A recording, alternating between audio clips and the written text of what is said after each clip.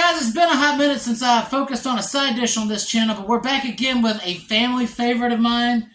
Guys, once you try these, you're never going to go back to the box stuff again. I'm talking about my homemade cheesy scalloped potatoes. So before we start this off, I'm going to send out, a pretty strong message that you only need to use red potatoes in this recipe. And it's not because they're my preference. It's because their texture is firm and they hold up better to the cream and to the cheese. I have unfortunately had to try this with russet potatoes once during the COVID pandemic because I couldn't find red potatoes anywhere, and it turned into cheesy mash. But red potatoes keep a little more solid, and they actually hold up to what you put them through a little bit better than any other potato that I have tried. All right, so in this bowl, yep, you guessed it, I've got 6 medium-ish red potatoes peeled.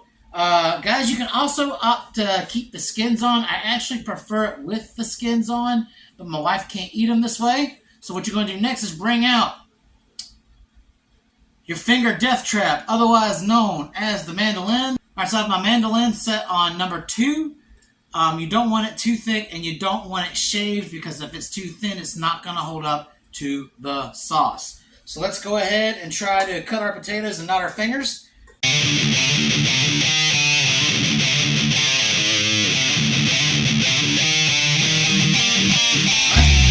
Now that we're done slicing up all of our spuds, I want to give you guys a close-up.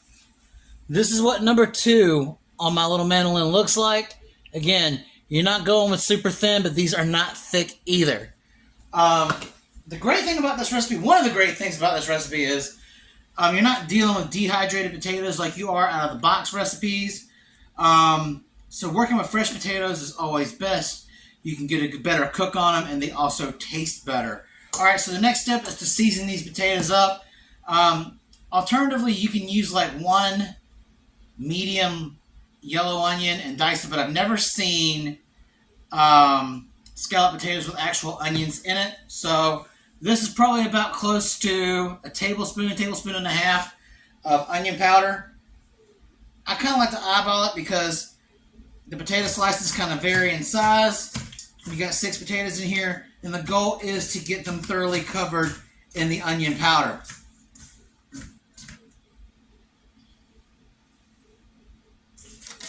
And usually about 3/4 of a bottle top, like I just did, is probably about akin to about a tablespoon and a half, somewhere in that range.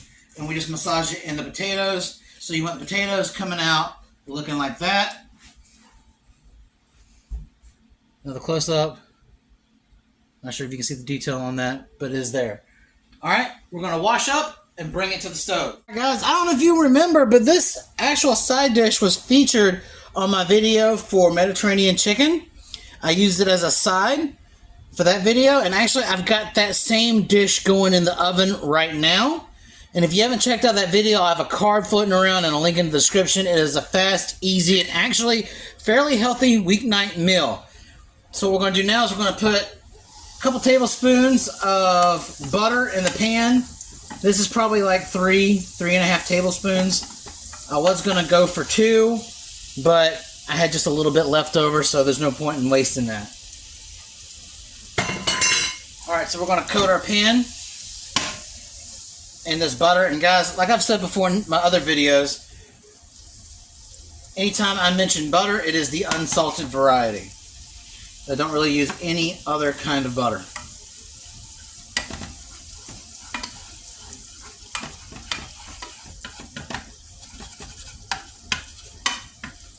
Alright, now that that's all melted up, we got a nice base. We're going to go ahead and add our potatoes in, straight, just as they are.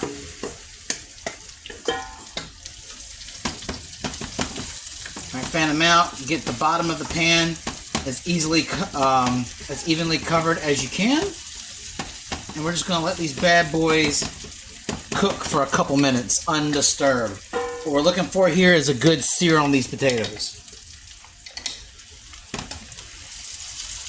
Now, don't let it burn, but once you start seeing a little color come to the bottom side of those potatoes, it's time to start flipping them. You're going to kind of want to evenly cook these potatoes on each side. The reason why we're trying to sear these potatoes is it gives them sort of a firmer, crisp texture. And if you don't sear them at the beginning and get that crust on them, they're not going to hold up quite as well when we add our liquid ingredients in. So we're going to do the same thing on this side and let it cook for another minute or two. And what we're going to do is going to make sure that we soak up all that butter that's in the bottom of the pan.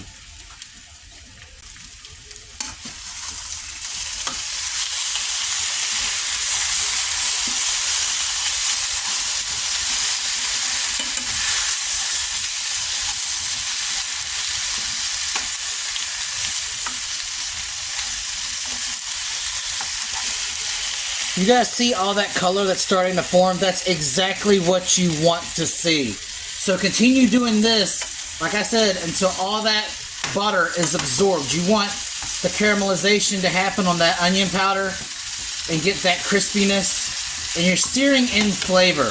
And that's the most important thing that you can do. So keep doing this until you've used up all the butter in the bottom of your pan.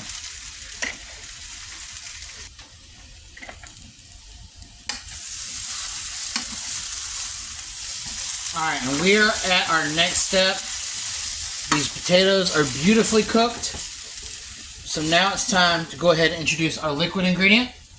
And here I have half a cup of half and half and 3/4 of a cup of chicken stock. Add that right in. This is going to be the base for your cheese sauce. And then this is 1 teaspoon of kosher salt and half a teaspoon of black pepper. That's all you need. So go ahead and stir this in. Get this fully incorporated. And now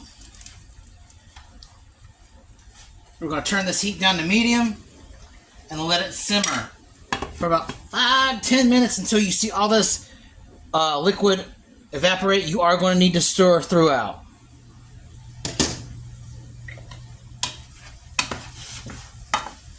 Alright, so when your liquid ingredients become more like a glaze and your potatoes have soaked it all up, now's the time to add your cheese in. Today we're using mild cheddar.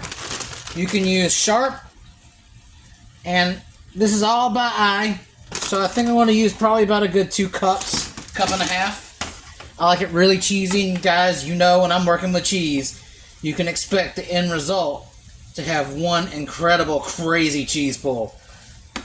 So you want to get the entire surface of these potatoes, top and bottom, all incorporated.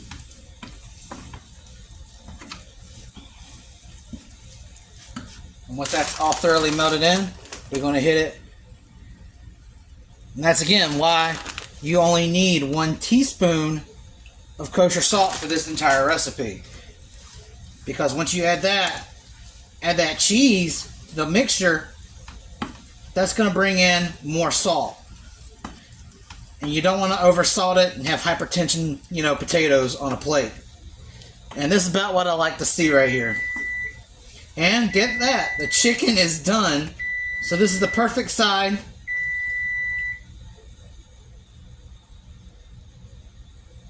Cheese pull. You're not getting that out of the Betty Crocker box, I can tell you that now. Alright, so the only thing left to do is to clean up a little bit, plate it, and serve. Here it is, the moment we've been waiting for. And guys, I know you got to remember this chicken. It was one of my first videos I did. So if you haven't seen the video for my Mediterranean chicken, it's a great weeknight gourmet type entree. It's lean, it's healthy, it's good for you, and it tastes good. But we're not going to let the chicken take the star of the show right now. It's all about these potatoes. So let's give them a try. Look at that crazy cheese. That's what you want.